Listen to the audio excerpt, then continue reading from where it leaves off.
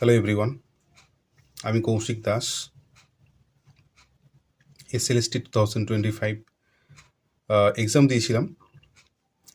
আমার English subject, আমার written score ছিল 57 আর একাডেমিক আর্ট 65। তো জেনারেল ক্যাটাগরি থেকে মেল কাট অফ গেছে, male female category cut off গেছে 70। তো সেই সূত্রে আমি কোয়ালিফাই করতে পারিনি।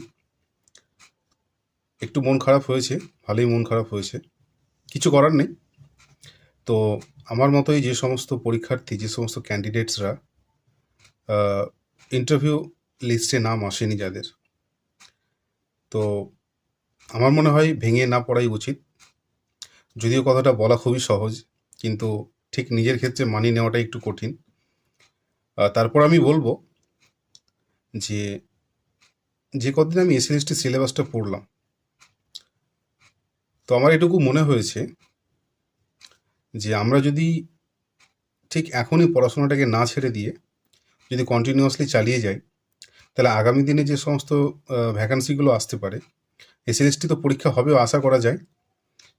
এবারে সরকার হয়তো প্রায় 9-10 বছর পরে ভ্যাকান্সিটা দিল, হয়তো দিত না, কিন্তু এরপরে যে সমস্ত ভ্যাকান্সিগুলো আসবে, আমার মনে হয় সেই সমস্ত পরীক্ষার জন্য নিজেকে প্রিপেয়ার করা, বা যে সিলেবাসটা আমাদের আছে ইংরেজি সিলেবাস, সেটা আরও বিভিন্ন পরীক্ষার জন্য, বিভিন্ন স্টেটের পরীক্ষার জন্য ইংরেজি সাবজেক্টের ওপর থেকে যদি পরীক্ষা হয়, তাহলে সেই জন্য উপকৃত হতে পারবে তোমরা এবং আমিও।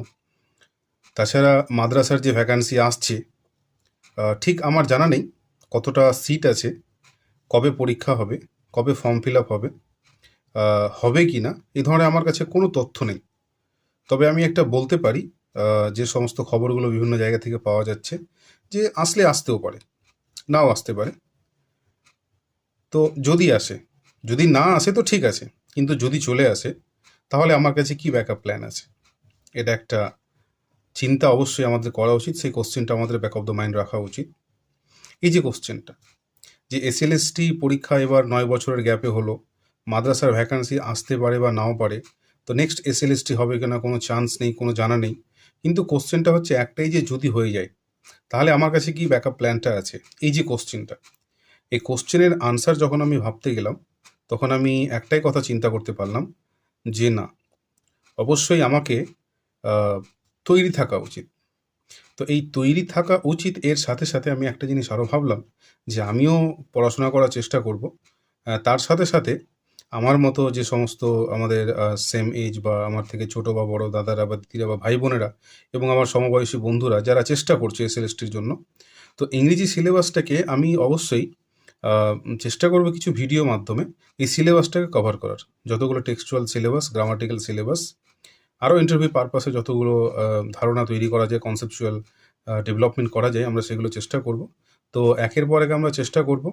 নেক্সট যে আমি ভিডিওটা করার চেষ্টা করব, সেটা আশা করা যায় এসএলএসটির কোনো টপিক থেকে হবে।